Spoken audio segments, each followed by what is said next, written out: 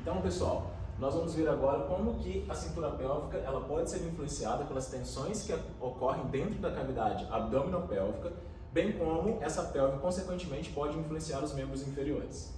Então, para que a gente entenda o que o professor Busquet chama de relação contentor-conteúdo, a gente precisa entender o seguinte: quando eu tenho um aumento de pressão e volume dentro de uma cavidade, eu preciso aumentar essa cavidade. Então, se eu tenho um aumento de pressão e volume no conteúdo, que seriam as vísceras, um aumento da pressão interna, eu preciso fazer com que aquelas estruturas ao redor, ou seja, o contentor, eles precisam se adaptar frente a esse aumento de volume do conteúdo. Então, se for, por exemplo, um desdobramento visceral, que é o aumento de volume, observem aqui, ó, eu tenho o volume ali em verdinho. Se eu aumento esse volume em verdinho, o contentor que está em branco ao redor, ele também vai precisar aumentar. Então, vamos trazer isso agora para um campo prático no paciente. Se eu tenho um aumento de volume no abdômen, eu vou precisar aumentar essa cavidade abdominal, porque em cima ela é fechada pelo diafragma, embaixo ela é fechada pelos músculos do assoalho pélvico, à frente ela é fechada pelos músculos abdominais e atrás ela é fechada pelos músculos paravertebrais.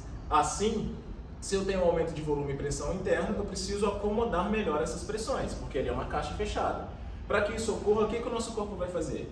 Num primeiro momento ele pode aumentar a lordose lombar, porque se ele aumenta a lordose lombar e faz uma antiversão da pelve, eu estou afastando o pubis do xifoide. Então eu jogo o pubis para baixo, jogo o xifoide para cima, e aí eu consigo aumentar o diâmetro superior e inferior dessa cavidade abdominopélvica. Se eu faço também agora, se isso ainda não é suficiente para aumentar essa cavidade, o que o meu corpo pode fazer agora? Ele pode fazer um aumento ou uma abertura lateral. Então eu posso pegar as minhas asas ilíacas e fazer esse movimento de abertura aqui, para comportar melhor esse aumento de pressão e volume. É o que normalmente ocorre com as gestantes, tá? Só que quem faz primeiro essa extensão da coluna lombar e essa antiversão pélvica? A cadeia de extensão.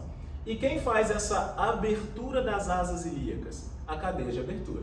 Isso vai ter um reflexo sobre a nossa parte, sobre a arquitetura dos membros inferiores. Eu vou influenciar a posição do joelho, eu vou influenciar a posição como os meus pés tocam o solo. É por isso que o professor Busquet às vezes fala que o arco plantar é o reflexo do abdômen no solo, por conta dessas influências viscerais sobre toda a arquitetura do membro inferior.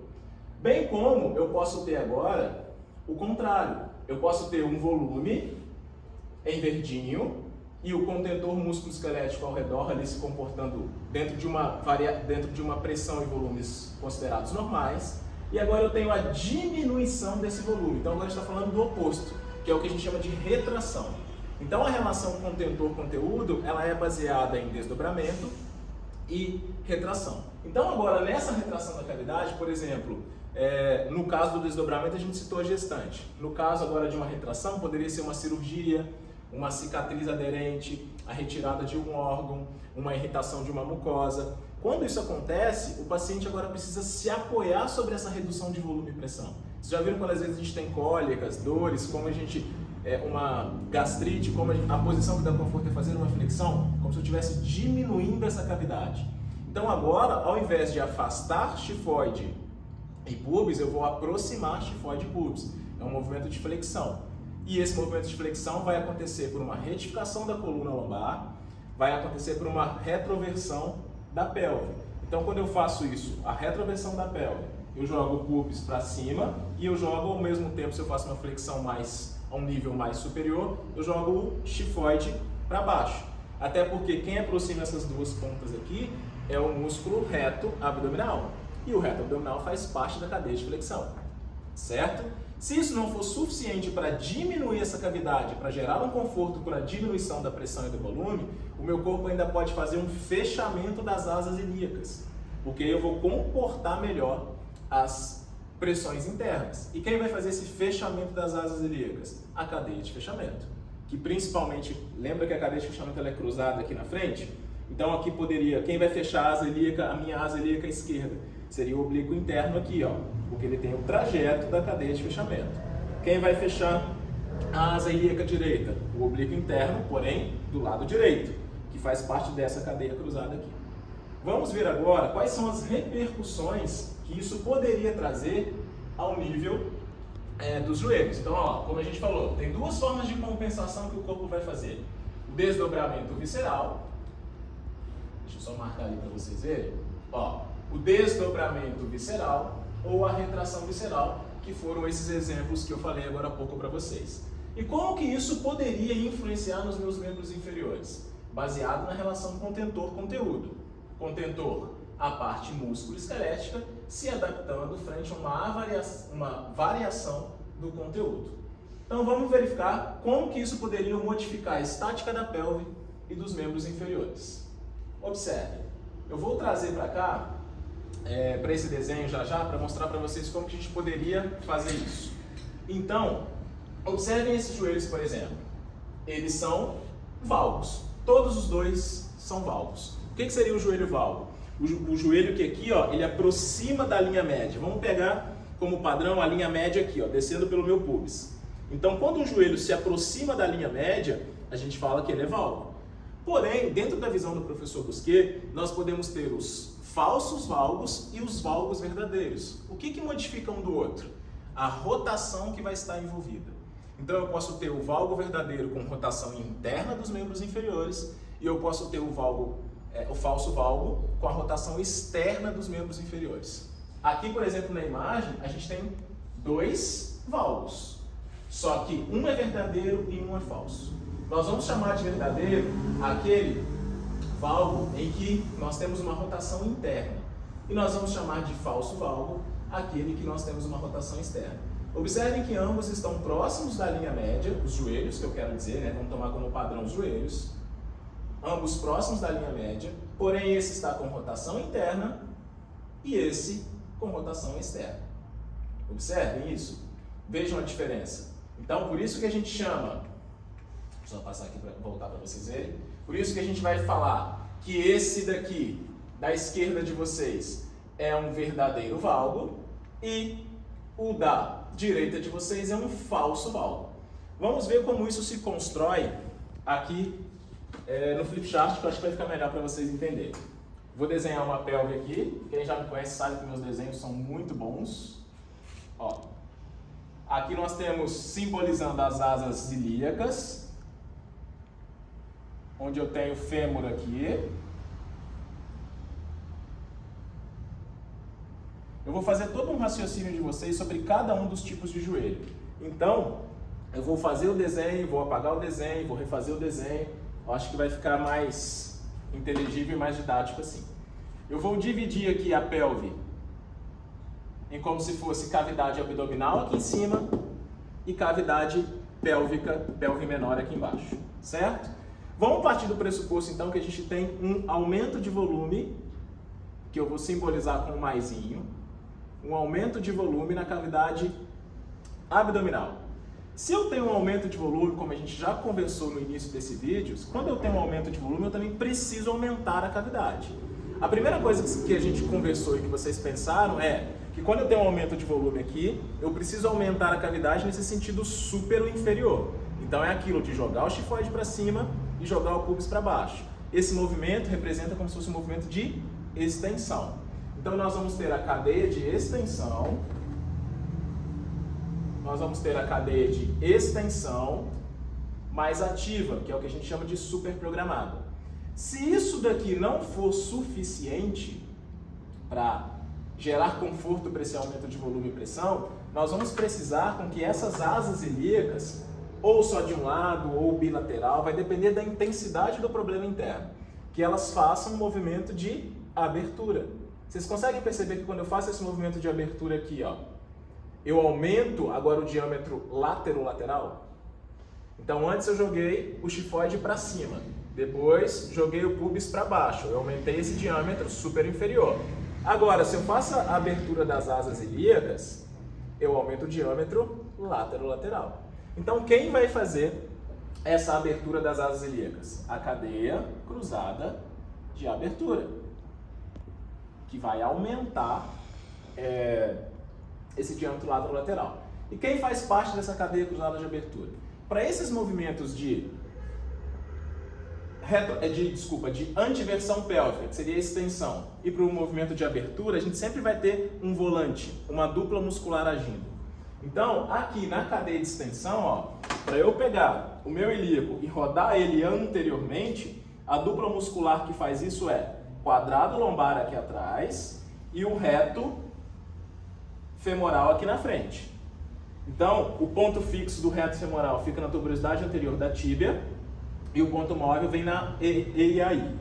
E aqui eu tenho o quadrado lombar. Então, esse daqui faz o volante puxando para baixo, esse daqui faz o volante puxando para cima e a gente tem a rotação anterior do ilíaco, ok? E ambos esses músculos, eles fazem parte da cadeia de extensão.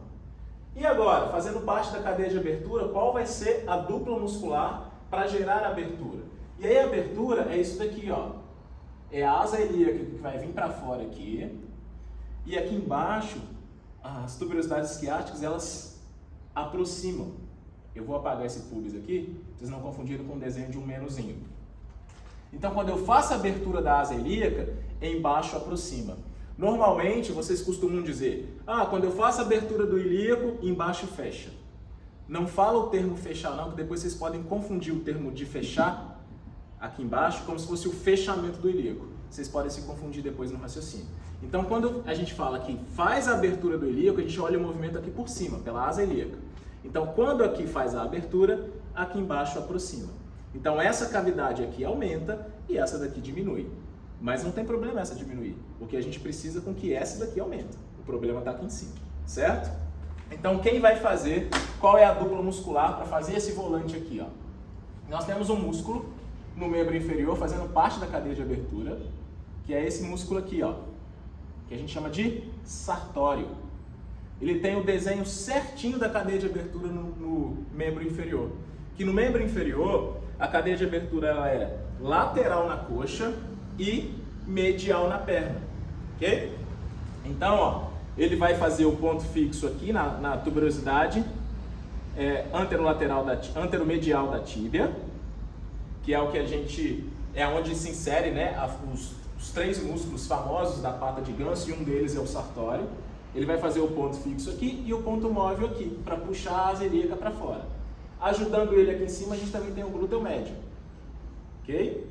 E aqui embaixo, fazendo um volante de aproximar isso daqui, de trazer essa parte do ilíaco para dentro, para completar esse volante, a gente tem os músculos do assoalho pélvico. Então, esses músculos aqui, tanto esses quanto esses aqui, estarão em concêntrico, para fazer esse giro da pelve, essa abertura da pelve, para dar conforto para esse aumento de volume. Então, qual é a influência que isso agora pode gerar para o meu membro inferior? Então, observa, eu vou fazer uma flexão aqui, deixa eu tirar a chave do bolso. Eu vou fazer uma flexão aqui para o meu joelho destravar. O que a cadeia de abertura faz ao nível do membro inferior? Ela faz abdução, rotação externa e supinação do pé. Então, seria isso daqui, certo? Rotação externa, abdução, supinação do pé. Agora, qual é a outra cadeia que está envolvida no problema? A cadeia de extensão. Então, agora eu vou adicionar o que a cadeia de extensão faz no membro inferior. O que os músculos extensores fazem no membro inferior? Estendem, levam o joelho lá em direção ao recuvato. Então, agora, quando eu levo o meu joelho em direção ao recuvato, mantendo essa rotação lateral, olha só, pergunta para vocês. Primeira pergunta, o meu joelho está próximo ou longe da linha média? Eu não digo para onde ele está olhando, e sim a proximidade de contato. Eles estão próximos da linha média. Se eles estão próximos, eles são varos ou valgos? Eles são valgos. Mas as patelas estão para onde? As patelas estão apontadas para fora. Então ele é um falso valgo. Beleza? Então aqui a gente já mata o falso valgo. Agora, uma outra coisa interessante. Você pega um paciente que está com tendinopatia da pata de ganso. Uma das questões importantes que vocês vão precisar avaliar nesses pacientes é a cavidade abdominal e o funcionamento da cintura pélvica. Porque olha como isso pode influenciar lá na pata de ganso. Porque aqui é o ponto fixo, é onde o músculo vai ancorar para poder fazer o movimento lá na outra ponta. Então, se tiver que dar problema, o problema vai dar aqui embaixo. Então, a gente não pode olhar só para o joelho de um paciente que tem problema na pata de ganso. Não é só fortalecer. Fortalecer faz parte, é fundamental? Fundamental. Só que a gente precisa também analisar as tensões e as influências e as disfunções, tanto descendentes, de cima para baixo, quanto de baixo para cima. Aí sim a gente consegue tratar esse paciente com mais assertividade. Tudo bem? Agora, nós vamos continuar ainda dentro da cavidade abdominal, porém nós vamos mudar o tipo de problema. Então, ó, olhem aqui pro slide rapidinho. Esse joelho aqui é o que nós simbolizamos agora há pouco aqui no flip chart, ó. Olha aqui pro flip chart para vocês verem, ó. Cadeia de extensão mais cadeia de abertura. Quando eu venho trazer aqui para a imagem, ó, cadeia de extensão mais cadeia de abertura, que podem influenciar esse tipo de joelho aqui. O que vocês não podem fazer é uma, como que eu posso dizer, uma relação de causa e efeito direto. O que eu quero dizer? O paciente chegou no consultório de vocês, tem uma posição, vocês já identificaram só de ver, pela estática, pelo olhar de vocês, vocês já identificaram que ele está funcionando nesse molde aqui. Deixa eu aumentar, botar uma lupa aqui, para ficar mais fácil a visualização. Vocês perceberam que ele está funcionando nesse molde aqui, ó, de um molde de um falso valgo. Aí, significa dizer que eu posso afirmar que esse paciente já tem essas cadeias aqui super programadas, cadeia de extensão e cadeia de abertura? Não, eu não posso afirmar isso. Porque aqui a gente parte de um molde lógico de explicação. Só que às vezes a gente não pode esquecer que existe genética, que existe tipologia esquelética. Então às vezes o meu paciente, ele tem aquela posição ali, mas ele pode ter as cadeias superprogramadas opostas. Ele pode ter, por exemplo, a cadeia de flexão e a cadeia de fechamento, mesmo com essa posição de joelho. Vai falar, mas como assim, Thiago? Uai, ele pode ter outro tipo de problema interno e que a tipologia esquelética dele é a tipologia de um falso valgo e pode ser até por isso que ele esteja te procurando.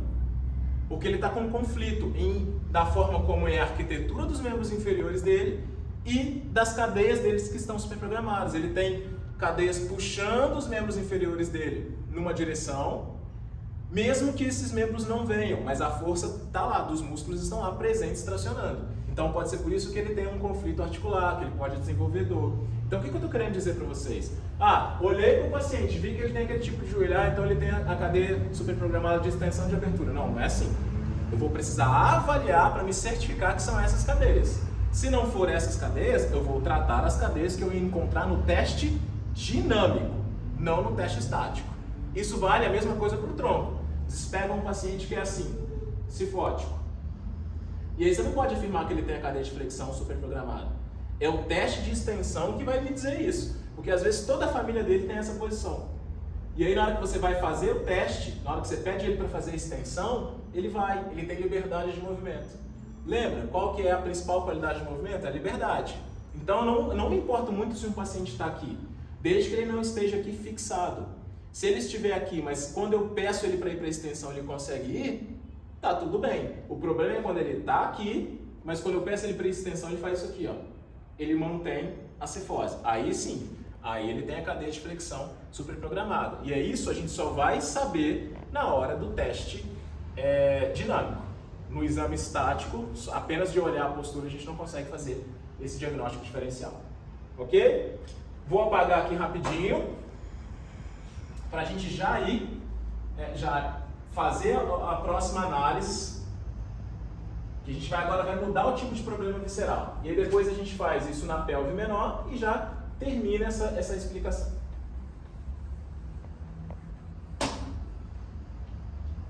Melhor desenhar tudo para não ficar com marca de fundo sombreado. Então vamos lá, ó. Esqueçam lá agora a imagem lá na projeção. Vamos voltar para o desenho.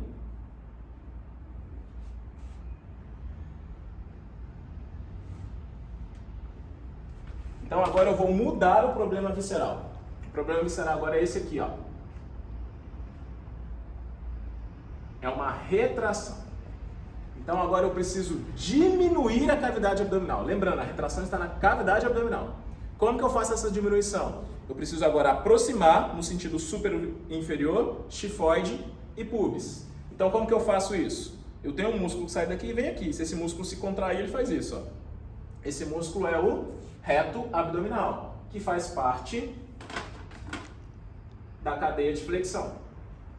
Então vou ter a cadeia de flexão super programada. Certo? Agora, se isso não for suficiente para fechar esse diâmetro super inferior, eu vou precisar agora diminuir esse diâmetro aqui, ó, lateral, essa distância aqui. Como que eu faço isso agora? Aproximando a asa ilíaca aqui, ó, fechando a asa ilíaca. Então a asa ilíaca agora, ela vai fazer esse movimento aqui, ó. Ela vai vir para cá, ó. Se ela fecha aqui em cima, aqui embaixo afasta. É a mesma coisa, não fala que aqui embaixo abre, aqui embaixo afasta. Então essa cavidade aqui de cima, a cavidade abdominal diminui e essa daqui vai aumentar porque isso aqui afasta. Mas a gente não está preocupado com essa, a gente está preocupado, o corpo na verdade, né? Está preocupado em gerar conforto para cá. Então, quais são as duplas musculares que vão fazer esse fechamento aqui? A gente tem aqui, ó, o oblíquo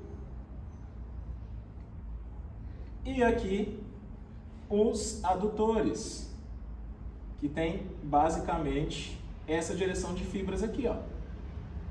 É só uma questão de inversão de ponto fixo e ponto móvel. O ponto, normalmente os músculos trabalham mais em cadeia cinética fechada, né? Principalmente os do membro inferior. A gente não vive com os pés flutuando, a gente vive com os pés no chão.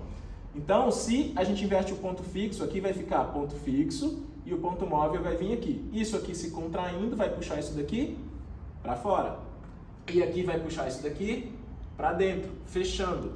E não é o trajeto da cadeia de fechamento, olha bem aqui, ó, a gente está fazendo a esquerda ali. A cadeia de fechamento desce aqui, a gente tem o oblíquo interno aqui, e a cadeia de fechamento se continua pelos adutores, porque ela é o oposto da cadeia de abertura. Ela é interna na coxa e lateral na perna, para fazer a rotação interna, a adução e o pé pronado, certo? Então agora a gente tem a cadeia de fechamento, que é o que eu acabei de desenhar, super programada. Só para finalizar a explicação das duplas musculares que vão agir, porque aqui a gente está vendo, né? O oblíquo interno e os adutores. Para fazer a retroversão da pelve, a gente vai ter como dupla muscular trabalhando o reto abdominal e os isquiosurais aqui atrás, ó. Porque aqui eu puxo para cima e aqui eu puxo para baixo. E aí a minha pelve faz um tilt posterior. E ambos esses grupos musculares fazem parte da cadeia de flexão. Que lembra que a cadeia de flexão desce anterior no tronco e ela é posterior na coxa para pegar os músculos que fazem a flexão no tronco e os músculos que fazem a flexão no joelho. Agora, qual é a influência que isso vai gerar no meu membro inferior? Por exemplo, vou fazer aqui então, ó, qual é a cadeia superprogramada? Cadeia de flexão, certo? Agora, qual é a outra cadeia que está envolvida?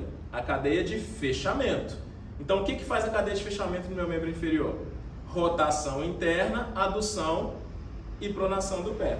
Aí eu pergunto para vocês, esse joelho está próximo ou longe da linha média? Ele está próximo, ó, a linha média é o centro do meu corpo aqui. Então, ele é valgo ou elevado? Ele é valgo, porque está próximo. Mas é um falso valgo ou é um valgo verdadeiro?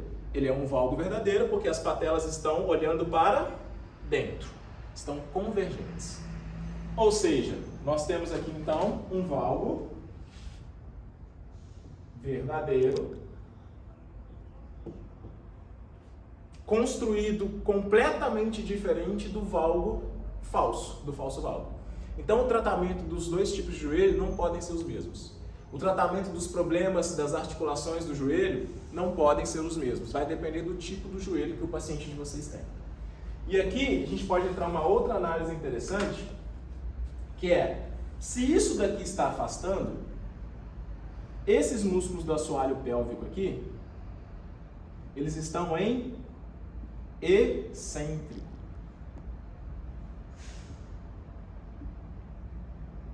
E um músculo, quando está em excêntrico, o trabalho muscular dele, o gasto energético dele é muito maior. E nenhum músculo foi feito para trabalhar de forma constante. Ele não pode ficar ali assim, ó, preso, segurando. porque ele perde a propriocepção dele, principalmente esses músculos que foram feitos, que são músculos pequenos e finos, que foram feitos para contrair e relaxar, como todos os músculos do nosso corpo. Diafragma, ele não contrai e fica contraído, ele contrai e relaxa, contrai na ins, relaxa na ex. O miocárdio, contrai e relaxa, até porque se contrair e ficar contraído é um infarto, né? Ele para de funcionar e aí a gente tem um problema, ou seja, nenhum músculo foi feito para trabalhar de forma constante, nem mesmo esses músculos do assoalho pélvico.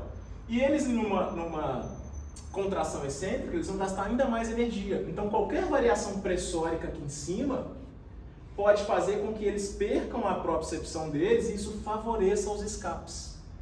E aí nesse caso aqui, em que o paciente está com os músculos em excêntrico, a gente precisa sim dar mais exercícios de força para essa região aqui, para trazer eles para o concêntrico. Então eles estão estirados, a gente precisa trabalhar a contração dos músculos da assoalho pélvico para trazer eles para o excêntrico. Diferentemente da abertura. Vocês se lembram lá no caso da abertura? Na abertura, era o afastamento disso daqui e a aproximação disso daqui, lembra? Na abertura, os músculos aqui estavam em concêntrico. Em músculos que a gente tem a concentricidade, a gente precisa relaxá-los e não contrair mais. Então vocês conseguem observar como que a abordagem vai mudar da forma como a pelve do paciente vai estará? Então, para quem de vocês aqui trabalha com fisiopélvica, se a pelve estiver de um jeito, eu vou ter um tipo de conduta. Se a pelve estiver de outro jeito, eu vou ter outro tipo de conduta. E esse paciente aqui, por exemplo, ó, ele está muito suscetível a ter escapes. Por quê? Essas tensões aqui, ó, em retração, pode fazer com que o diafragma desse paciente adote uma posição mais baixa.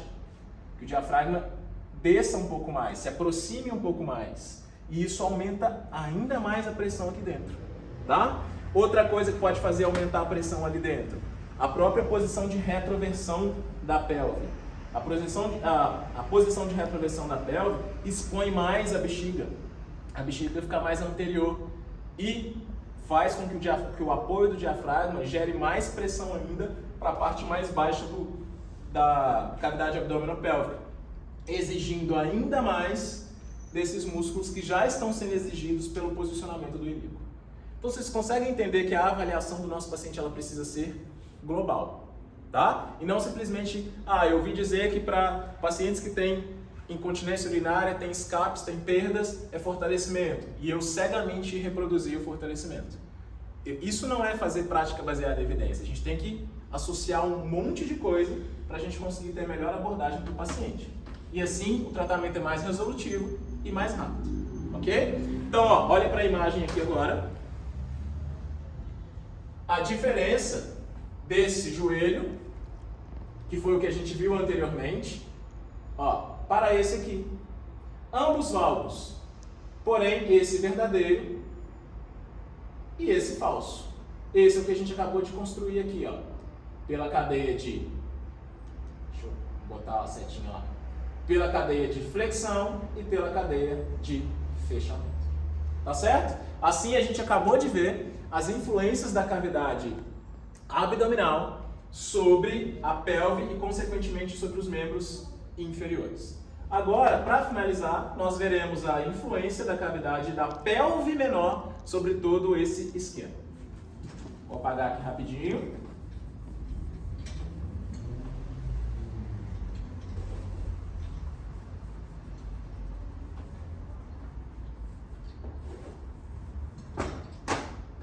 Vou fazer o desenho da pelve novamente.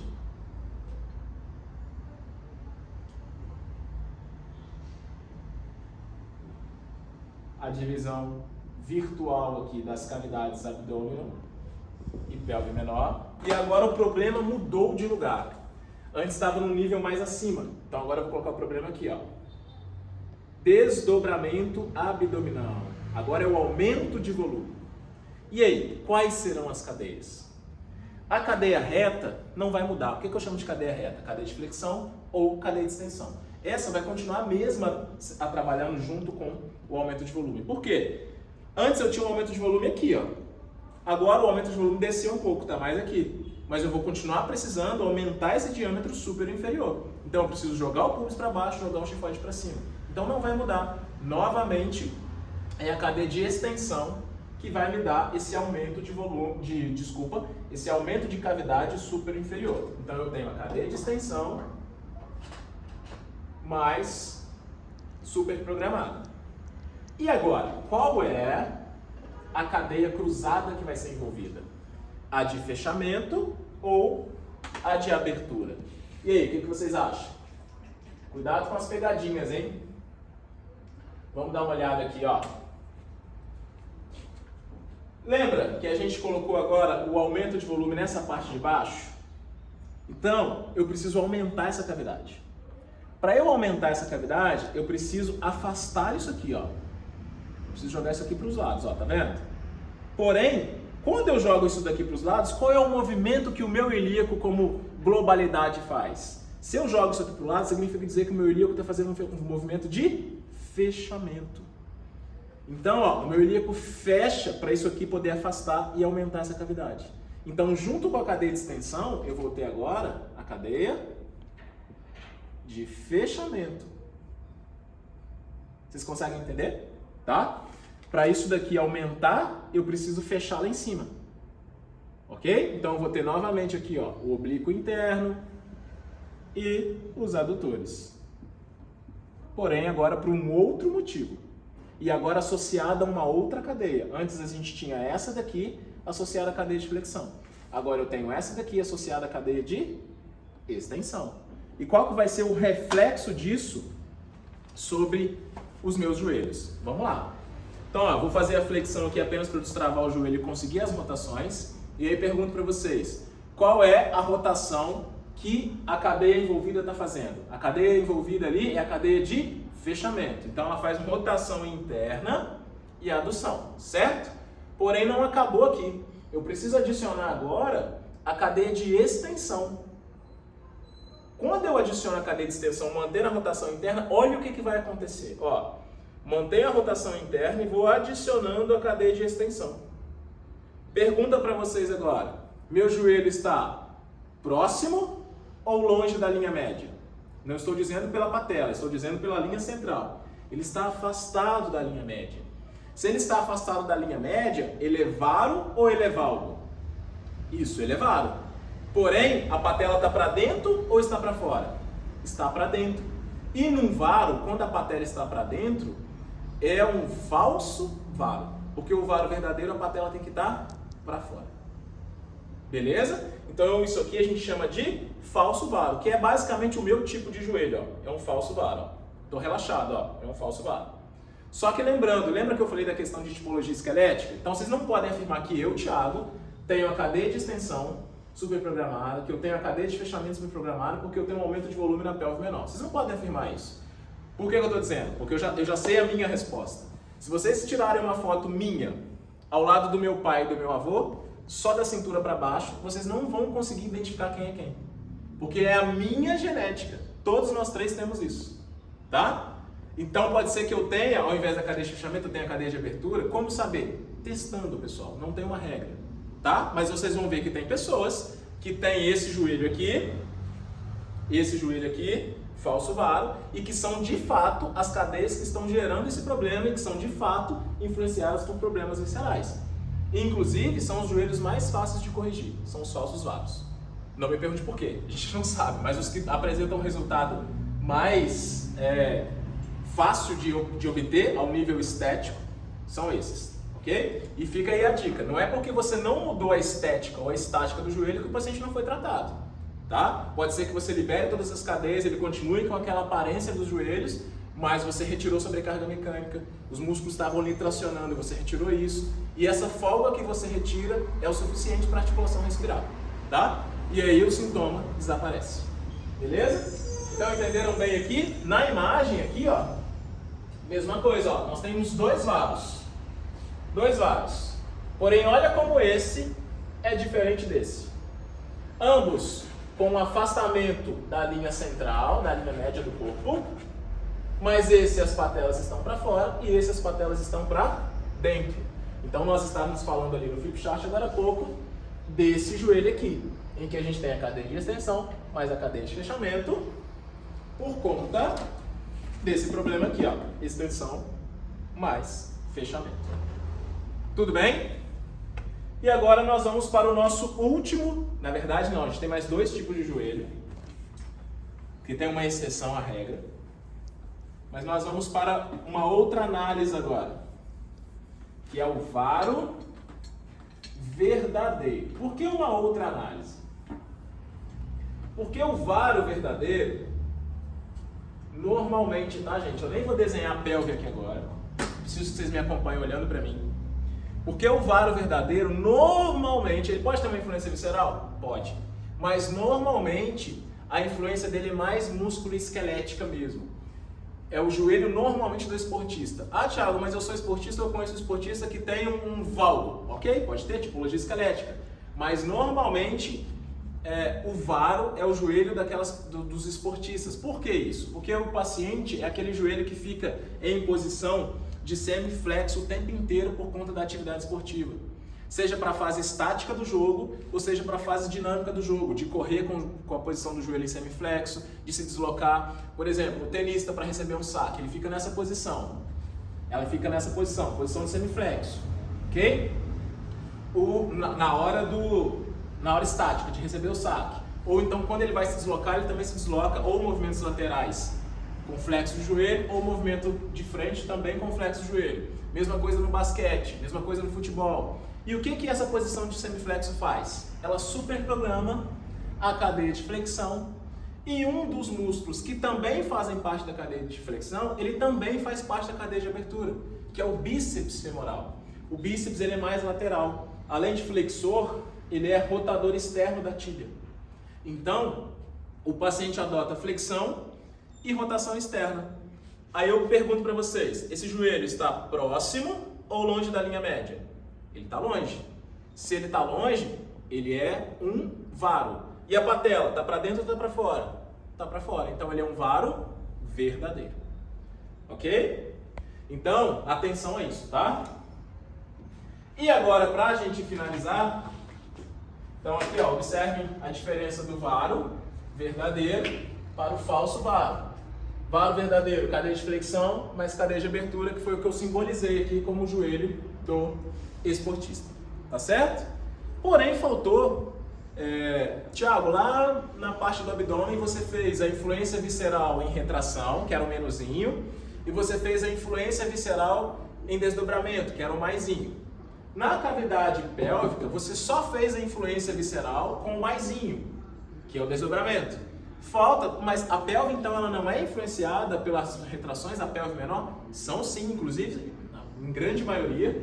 Então por isso que agora eu vou desenhar, só que isso vai gerar um quinto tipo de joelho, que a gente não tem aqui na imagem, na projeção, mas eu vou fazer em mim mesmo para vocês entenderem. Primeiro vamos desenhar a pelve aqui pela última vez, para vocês entenderem. Enquanto eu desenho, vocês escutam o alto-falante lá da rua, vendendo pamonha. Então, ó, desenhando a pelve aqui. E agora vamos colocar o problema visceral que falta ao nível da pelve. Nossa, essa ficou feia. Que é a retração aqui, ó. Ok? Retração. Então vamos lá. Como que eu gero um conforto para essa retração? Retração exige diminuição da cavidade. Então, como é que eu diminuo a cavidade super ou inferiormente? Fazendo tudo aquilo que vocês já sabem. Aproximando o tifoide do pubis, que vai dar por uma flexão do tronco, lombar baixa e retroversão da pelve. Tá? E quem faz isso? Cadeia de flexão, super programada. Lembra? Só para revisar. Reto, abdominal, para puxar aqui. E para ajudar a fazer o giro posterior aqui, ó, os isquios surais, ok? E agora, Thiago, qual é a cadeia cruzada envolvida? Vou botar uma interrogação aqui, de abertura ou de fechamento? Se eu diminuir o limite superior e inferior da cavidade, eu preciso agora diminuir os limites laterolaterais da cavidade da pelve menor. Então eu preciso aproximar isso daqui. Então eu preciso fazer isso, ó, aproximar aqui. A setinha indicando, ó, que eu preciso aproximar essas duas regiões. Só que quando eu aproximo aqui, significa dizer que para eu aproximar aqui, eu preciso fazer o que lá em cima? Abrir lá em cima. E o nome desse movimento a gente dá pelo que acontece em cima. E o que está acontecendo em cima, então? A abertura. Então a cadeia envolvida vai ser a cadeia cruzada de abertura. Certo? Que é gerada por aqueles músculos que a gente já viu lá atrás. Glúteo médio, sartório e os músculos do assoalho pélvico para aproximar aqui, ó. E aí todas aquelas análises, se está em concêntrico, se está em excêntrico, para eu tratar assim ou para eu tratar assado, continuam valendo para todas essas dinâmicas que a gente fez aqui, ok? Qual seria então a repercussão disso sobre os joelhos, dessas duas cadeias aqui superprogramadas? Tá? Não confunda esse maisinho aqui com esse menuzinho. Esse maisinho é só para indicar que esses grupos musculares aqui, que essas cadeias estão mais tensas. Aqui é o problema visceral, por isso que eu coloquei em cor diferente, ok? Então vamos lá. Acompanha junto comigo, porque o início do problema, o início da compensação, vocês vão pensar que é um tipo de joelho, mas no final é outro, tá? Então, ó, eu tenho cadeia de flexão, que faz isso, mais a cadeia de abertura, que me dá a rotação lateral e a abdução. Aí eu pergunto para vocês falam, Thiago, já vi isso.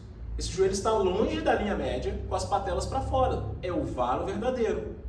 Se o varo verdadeiro tiver uma influência visceral, ok, é isso mesmo, para por aí. Mas lembra que a gente falou que o varo verdadeiro é principalmente o joelho do esportista, né? Por conta da posição de semiflexo e tal. E em algumas pessoas que têm essas tensões na pelve, eu vou fazer unilateral aqui, de novo, só para você, se eu fizer bilateral vai ficar difícil para eu mostrar. Essas pessoas que têm essa retração na pelve aqui, ó, essa retração às vezes é tão grande que irradia tensão para os músculos adutores. Calma, acompanha comigo que vocês vão entender. Ó, isso irradia para os músculos adutores. Então eu vou ter cadeia de flexão, cadeia de abertura não para, ela continua, mas, onde eu coloco aqui? Aqui. Mais os adutores na jogada. Thiago, mas os adutores fazem parte da cadeia de fechamento? Fazem, mas aqui eles estão isolados, não está a arquitetura toda da cadeia. Está apenas um músculo isolado. Vocês lembram lá no seminário 1 das unidades funcionais? Cada região pode se compensar à sua maneira, elas são interdependentes e ao mesmo tempo autônomas. Uma depende da outra, mas cada uma pode resolver a sua situação localmente, tá? Então eu tenho cadeia de flexão, mais cadeia de abertura, mais os adutores, por conta dessa irradiação de tensão para os músculos adutores, devido à proximidade deles com o períneo, ok? Vocês já viram? São aqueles pacientes que vão ter dificuldade, mesmo com a perna relaxada, de você fazer passivamente, dificuldade de você fazer abdução com a perna desse paciente, dificuldade de fazer rotação interna, rotação externa, desculpa. São pacientes que normalmente podem desenvolver problemas no quadril, porque ele tem tantos os músculos rotadores internos superprogramados, quanto os músculos rotadores externos superprogramados. Então tem mais impactação. E quantos músculos flexores? E um grande flexor do quadril é quem? O iliopsoas. E os rotadores internos e externos da coxa femoral? Intrínsecos, os obturadores, que são músculos que normalmente a gente não dá atenção. Numa outra aula a gente pode falar especificamente sobre iliopsoas e obturadores para vocês entenderem a influência deles na coxa femoral. Mas voltando para cá para a gente finalizar. Observem como... Vou voltar para o esquema, tá? Então, ó, vou fazer aqui a influência no meu joelho. Então a gente tem cadeia de flexão, vou fazer unilateral para eu não cair. Cadeia de abertura, que faz essa abdução, essa rotação externa. Só que se a tensão aqui no períneo é muito grande, irradia para os adutores. O que os adutores vão fazer com esse fêmur? Vai trazer o fêmur em adução, mas mantendo a tíbia em rotação externa. Porque os adutores não se inserem na tíbia, eles inserem apenas no fêmur, então eles trazem só o fêmur. E vão levar e a tíbia vai continuar em rotação externa pela cadeia de abertura. E a rotação interna do fêmur pelos adutores. E aí eu pergunto para vocês, esse joelho está próximo ou longe da linha média? Ele está próximo, não está? Então ele é varo ou ele é valgo? Ele é valgo. Mas a patela está para onde? Está para fora. Então ele também é um falso valgo. Só que a gente vai chamar ele para diferenciar do outro falso válvulo que a gente tinha. Lembra que a gente tinha um outro falso válvulo? Depois vocês voltam na aula para vocês lembrarem. A gente tinha um falso válvulo, volta nas anotações de vocês. A gente tinha um falso válvulo antes que era com extensão. Esse a gente vai chamar de falso válvulo com flexo, porque ele adota uma posição de flexão. São aquelas pessoas, normalmente é mais comum em mulheres, não exclui os homens, mas é mais comum nas mulheres, por conta das tensões ao nível do períneo e etc, cirurgias, esterectomia, essas coisas todas. São aquelas mulheres que têm as coxas uma contra a outra, certo? Que às vezes a tensão aqui é tão grande que um joelho até passa à frente do outro assim, ó. Para eles não ficarem se apertando, um passa à frente. Tá certo? E isso influencia na articulação do meu joelho, porque, pensa bem, eu tenho aqui, ó, o fêmur rodado internamente e a tíbia rodada externamente, ó. Ok? Isso não dá um bom alinhamento da interlinha articular do joelho. Então, é física. Se eu diminuo a área de contato, eu aumento a pressão sobre a articulação. Então, isso favorece a artrose, etc. E essa posição aqui também favorece a mais impactação no menisco lateral e mais estiramento do ligamento colateral medial. Então, olha a quantidade de análise que a gente ganha, de raciocínio que a gente ganha com essa abordagem. Tudo bem?